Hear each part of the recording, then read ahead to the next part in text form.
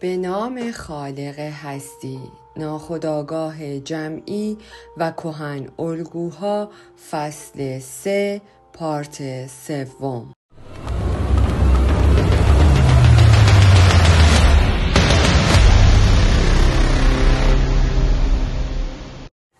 پسرفت غیرقابل اجتناب روانی در گروه تا حدی به وسیله مراسم آیینی خنثی می شود. حتی اگر در میان گروه تجربه فردی نسبی وجود داشته باشد، یعنی از طریق مراسم آیین مذهبی که اجرای رویدادهای مقدس را در مرکز فعالیت‌های گروه قرار دهد و از بازگشت جمعیت به غریزه گرایی ناخودآگاه خودداری کند. با درگیر کردن علاقه و توجه انسان، مراسم آیینی به او این امکان را می دهد که حتی در درون گروه هم تجربه نسبتاً فردی داشته باشد و بنابراین کم و بیش در حالت خودآگاهی باقی بماند. اما اگر هیچ رابطه‌ای با مرکزی که ضمیر ناخودآگاه را از طریق سمبول‌هایش توصیف می‌کند وجود نداشته باشد، روان توده مردم بدون شک مرکز هایپنوتیکی جذبه خواهد شد و همه را افسون خواهد کرد. به همین دلیل که توده مردم همیشه گروه‌هایی هستند که اپیدمی‌های روانی را به وجود می‌آورند. رویدادهای آلمان مثالی در این زمینه است. ممکن است با این موضوع مخالفت شود که در مقابل این ارزیابی‌ها لزوماً منفی از روانشناسی توده مردم تجربیات مثبتی هم در این زمینه وجود دارند، مثل شور و حرارتی مثبت که فرد را به انجام کارهای باشکوه برمی‌انگیزد، یا احساسی مثبت نسبت به همبستگی انسان‌ها به وجود بیاید. حقیقت‌های از این قبیل را نباید انکار کرد. گروه می‌تواند به فرد جرأت، صبر و شکوهی ببخشد که در تنهایی به سادگی از بین می‌رود. همچنین می‌تواند به یاد هر کس بیندازد که او انسانی در میان سایر انسان هاست. اما همه اینها مانع از افزودن چیزی به او نمی شود که اگر تنها بود آن را به دست نمی آورد. چنین موهبت‌های کسب نشده‌ای می‌توانند در همان لحظه یک نعمت باشند، اما در دراز مدت این خطر وجود دارد که این موهبت‌ها تبدیل به زیان شوند، چون طبع انسان این ضعف را دارد که موهبت‌ها را دائمی می‌داند. در زمان نیاز آنها را به عنوان حق خود طلب می‌کنیم. به جای آنکه سعی کنیم تا آنها را خودمان به دست بیاوریم، متاسفانه این امر در تمایل به خواستن همه چیز از دولت مشهود است، در حالی که دولت از همین افرادی تشکیل شده که این خواسته را دارند. پیشرفت منطقی این طرز فکر به پیدایش کمونیسم انجامید که در آن هر فردی جامعه را بنده خود می کرد و جامعه به عنوان دیکتاتور و بردهدار در نظر گرفته می شد. همه قبایل اولیه که نظامی کمونیستی در جامعه داشتند، رئیس قبیله‌ای هم داشتند که قدرت نامحدودی داشت. دولت کمونیستی چیزی به جز نظام پادشاهی مطلق نبود که در آن هیچ فرد تحت حکومتی به جز برده‌ها وجود نداشت. 3. همزاد پنداری با قهرمان آیینی. یکی دیگر از مهمترین هویت‌یابی‌ها با توجه به تجربه دگرگونی همزاد پنداری با خدایان قهرمانی است که در مراسم آیینی دگرگون می‌شوند. بسیاری از مراسم دینی در راستای به وجود آوردن این نوع هویت برگزار می‌شوند که یکی از مثال‌های بارز آن دگردیسی آپولیوس است. نوآموز که انسان عادی است به عنوان هیلیوس انتخاب می شود. تاجی از برگ نخل بر سرش می گذارند و جامعه اهل عرفان را بر تنش می پوشانند و بعد جمعیت حاضر با او بیعت می کنند. تلقین جمعیت به او هویتی خداگونه می بخشد. مشارکت جمعیت از راه دیگری نیز امکان پذیر است. نوآموز را ستایش نمی کنند، اما اعمال مقدس را با صدای بلند می‌خوانند و بعد در دراز مدت تغییرات روانی اندک اندک در شرکت کنندگان پدیدار می‌شود. مراسم ازیریس نیز مثالی عالی از این امر است. در ابتدا فقط فرعون در دگردیسی خدا شرکت می‌کرد، چون فقط او ازیریس را داشت، اما بعد بزرگان امپراتوری هم ازیریس را به دست آوردند و نهایتاً گسترش این فکر به این ایده مسیحی تبدیل شد که هر کس روحی جاویدان دارد و مستقیماً در اولویت شریک است. در مسیحیت این مفهوم کم کم گسترش پیدا کرد و خدا یا مسیح بیرونی تبدیل به مسیحی شد که درون هر مسیحی مؤمنی وجود دارد و با وجود آن که در دل خیلی ها هست همیشه یکی و به این شکل باقی میماند. این حقیقت پیش از این هم در آیین توتمیسم مشاهده شده بود. نمونه های زیادی از حیوان توتم را می‌کشتند و در شام و نهارهای توتمی می‌خوردند و با این وجود فقط حیوانی توتم است که خورده می‌شود. درست همان گونه که فقط یک مسیح خردسال و یک بابا نوئل وجود دارد. در حکایات عرفانی فرد با مشارکت در سرنوشت یک خدا دچار دگرگونی غیر مستقیم می شود. تجربه دگرگونی در کلیسای مذهبی نیز تجربه غیر مستقیم است، چون با مشارکت در اعمال انجام شده یا خواندن چیزهایی حاصل می شود. اولین شکل آن درامنون از ویژگی‌های گسترش یافته کلیسای کاتولیک است. شکل دوم بازگو کردن است که در آن کلمه یا انجیل در موعظه کلمه در پروتستانیسم عملی می شود. فرایندهای جادویی. شکل دیگری از دگرگونی از طریق مراسمی صورت می گیرد که مستقیما برای رسیدن به این هدف اجرا می شود.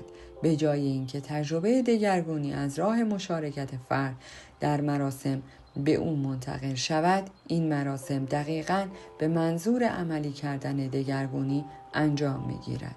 بنابراین تبدیل به تکنیکی می شود که فرد خود را تسلیم آن می کند. مثلا کسی بیمار است و در کنار بهبودی نیاز دارد که احیا شود.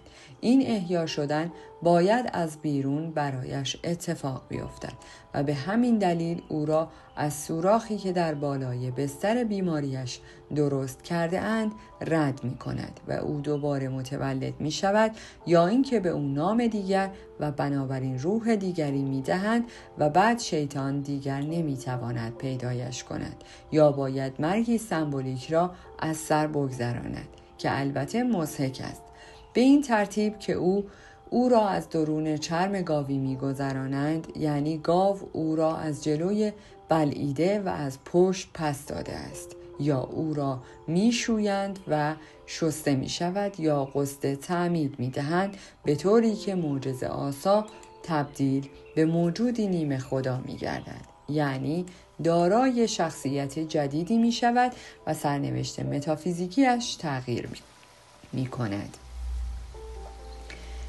دگرگونی تکنیکی. علاوه بر مراسم آیینی به صورت جادویی، تکنیک‌های ویژه دیگری هم وجود دارد که در آنها علاوه بر رحمتی که در درون مراسم و شعار مذهبی وجود دارد، تلاش و کوشش شخصی نوآموز هم لازم است تا بتواند به هدف مورد نظر دست یابد. این همان تجربه دگرگونی است که از طریق ابزارهای تکنیکی حاصل می شود.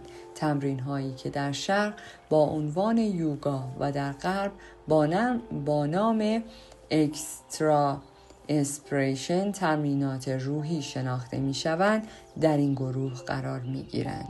این تمرین ها تکنیک های خاصی دارند که از پیش تهیه شده‌اند و برای رسیدن به تاثیر روانی خاصی یا حداقل برای ارتقاء آن به وجود آمدند. این امر هم در مورد یوگای شرقی و هم درباره روش‌هایی که در غرب تمرینات روحی به کار می‌رود صدق می‌کند.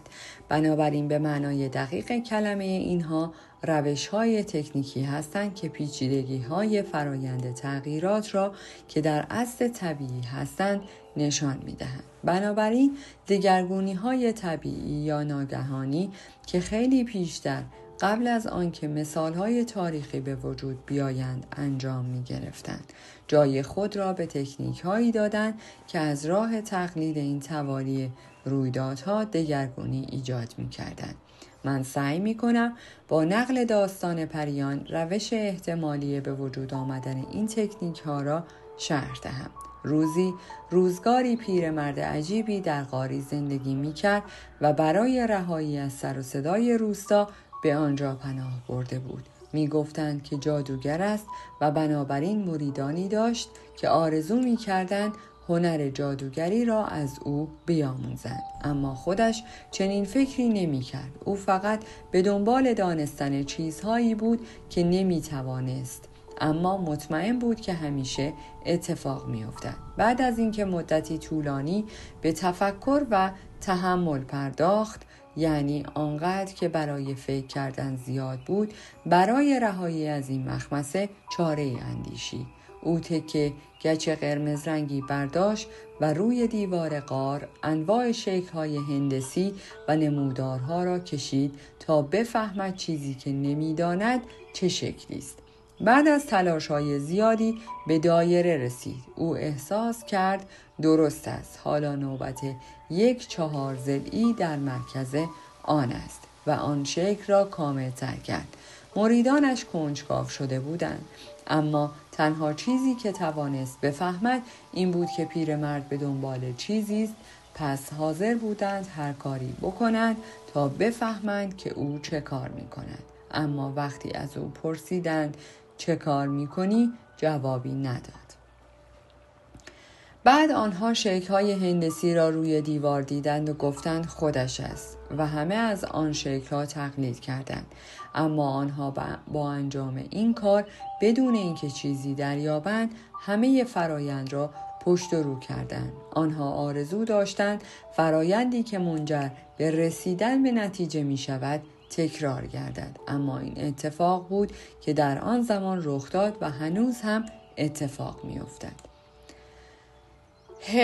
تحول طبیعی، فرایند کسب هویت. همانطور که قبلا خاطر نشان کردم، علاوه بر فرایندهای تکنیکی که منجر به تحول می شوند، فرایندهای طبیعی تحول هم وجود دارند. همه ایده های مرتبط با تولد دوباره در این حقیقت نهفتند: طبیعت خود مرگ و تولد دوباره را می طلبد. همانطور که کیمیاگری به نام دموکریتوس می گوید طبیعت در طبیعت به وجد می آید. طبیعت مقهور طبیعت می شود. طبیعت بر طبیعت حکمرانی می کند. فرایندهای تحول طبیعی وجود دارند که چه بخواهیم یا نخواهیم و از آن آگاه باشیم یا نباشیم برایمان اتفاق می افتند. این فرایندها تأثیرات روانی قابل توجهی را گسترش می دهند که وجودشان کافی است تا موجب شود هر انسان متفکری از خود بپرسد که واقعاً برایش چه اتفاقی افتاده است. مانند پیرمرد داستان ما، انسان اندیشمند هم ماندلا هایی خواهد کشید و در دایره حمایتگر آنها پناه خواهد گرفت. در میان پیچیدگی و دلتنگی زندانی که خود آن را انتخاب کرده است، به موجودی خداگونه تبدیل می شود. ماندالاها مکانهای تولد و به معنای لفظی مجراهای تولد هستند. همان گل نیلوفر آبی که بودا در آن به دنیا آمد. جوکی یوگا کارم با نشستن بر روی مسند گل نیلوفر خود را می‌بیند که تبدیل به موجودی جاودان شده است. فرآیندهای تحول طبیعی بیشتر در رویاها خود را نشان می‌دهند. من در جایی دیگر مجموعه‌ای از نمادهای رویا درباره فرایند کسب هویت را ارائه کردم. رویاهایی هستند که بدون استثناء نماد تولد دوباره را نشان می‌دهند. در این مورد خاص فرایند طولانی مدت دگرگونی درونی و تولد دوباره به صورت شخصی دیگر وجود دارد. این شخص دیگر انسان دیگری در وجود خودمان است. همان شخصیت بزرگتر و برتر که در درون ما به بلوغ رسیده و قبلا آن را به عنوان دوست درونی روح شناختیم. به همین دلیل است که هرگاه دوست و همراهی در مراسم آیینی پیدا می کنیم احساس راحتی نماییم و یکی از مثالهای این مورد دوستی میتراس با خدای خورشید است. این رابطه برای ذهن عملی اسرارآمیز است، چون فکر عادت دارد که به این چیزها نظر موافقی نداشته باشد، اما اگر فکر به احساس اجازه دهد کشف خواهیم کرد همانطور که در لوحه‌های تاریخی نوشته شده این همان دوستی است که خدای خورشید او را سوار بر عرابه خود کرد. این تصویری از دوستی میان دو مرد است که به سادگی بازتاب بیرونی حقیقتی درونی است. این امر رابطه ما را با دوست درونی روح نشان می‌دهد که طبیعت می‌خواهد ما را به آن تبدیل کند. کس دیگری که در واقع خود ما هستیم و در عین حال هرگز کاملا به آن دست نیافته‌ایم، ما همان زوج دیوسکوری هستیم که یکی از آنها فانی و دیگری جاوید بود و با آنکه همیشه با هم بودند هرگز نمیتوانستند با هم یکی شوند. فرایند دگرگونی سعی می‌کند تا آن دو را به هم نزدیک کنند، اما حس آگاهی ما از مقاومتی که وجود دارد با خبر است، چون آن دیگری غریبه و غیر طبیعی به نظر می رسد، زیرا ما نمی توانیم به این فکر عادت کنیم که در خانه خودمان هم ارباب مطلق نیستیم. لازم نیست دیوانه باشید تا صدایش را بشنوید. برعکس او ساده ترین و طبیعی ترین چیزی است که در تصور می گنجد. مثلا می توانید از خودتان سوالی بپرسید که جوابش را او به شما خواهد داد. بعد گفتگویتان مانند صحبت کردن با انسان‌های دیگر ادامه پیدا خواهد کرد. می توانید این کار را فقط اونس با خود یا صحبت کردن با خود بنامید یا آن را نوعی مدیتیشن بدانید، به همان معنایی که کیمیاگران قدیمی در نظر داشتند، یعنی طرف صحبتشان فرد خاص دیگری در درونشان است. این شکل مکالمه با دوست معنوی حتی مورد تایید اینیاتیوس لویولا هم بوده و از آن در تکنیک ورزش‌های روحی استفاده کرده است، اما در شرایط محدود فقط کسی که در حال تعمق است اجازه صحبت کردن دارد، در حالی که در پاسخهای درونی انگار به وسیله انسانی دیگر داده می‌شوند و بنابراین مورد پذیرش قرار نمی‌گیرند.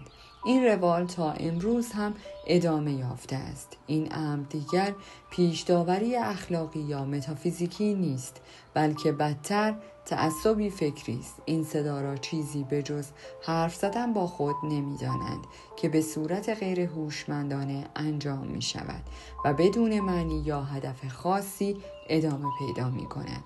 مانند کار کردن ساعتی که صفحه شماره ندارد یا آنکه میگوییم این فقط افکار خودم است، حتی اگر با بررسی‌های دقیق‌تر متوجه شویم که آنها افکاری هستند که یا ردشان کرده ایم یا هرگز به صورت آگاهانه به آنها فکر نکرده ایم. گویی همه چیزهای وابسته به روان که ایگو من تازه متوجهشان شده است همواره بخشی از وجود او بودند.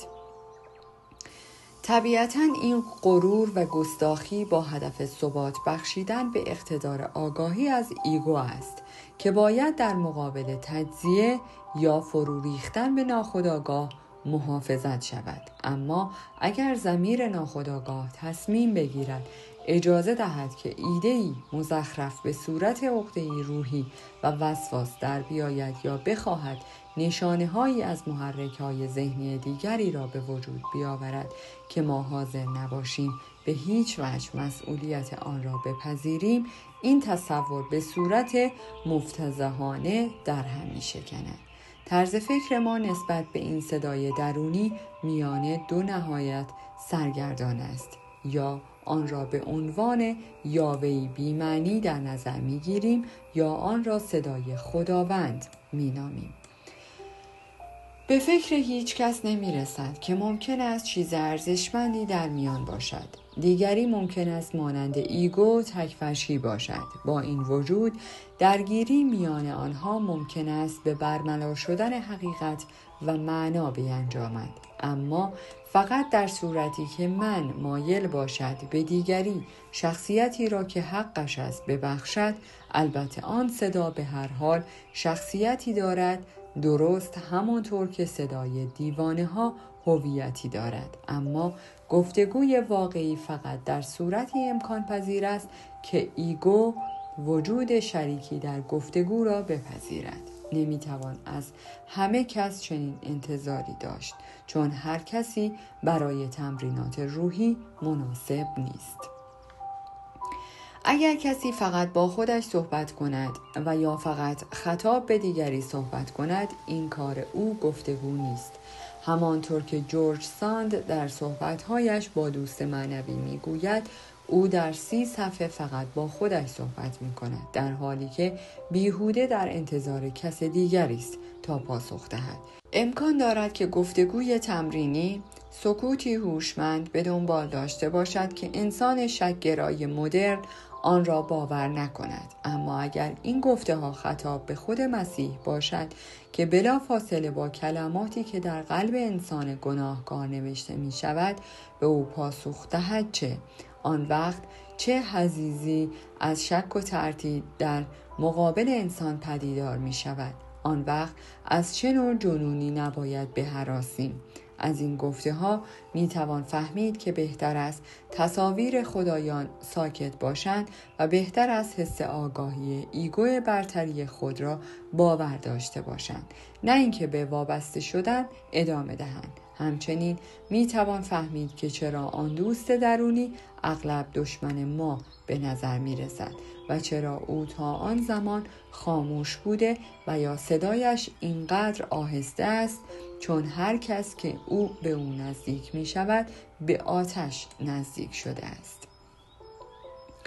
کیمیاگری که این عبارت را نوشته باید چیزهایی از این قبیل را در ذهنش داشته باشد. کسی را به عنوان هدف سنگتان انتخاب کنید که به دلیل وجودش پادشاهان با افتخار تاج بر سر می‌گذارند و پزشکان از طریق او بیمارانشان را شفا می‌بخشند، چون او به آتش نزدیک است. کیمیاگران رویدادهای درونی را به شخصیت بیرونی نسبت می‌دادند. بنابراین در نگاه آنها دوست درونی به قالب سنگی در می‌آید که تراکتاتوس اریوس درباره اش می‌گوید: شما ای پسران انسان‌های خردمند، بدانید که این سنگ بی نهایت ارزشمند به شما چه می‌گوید.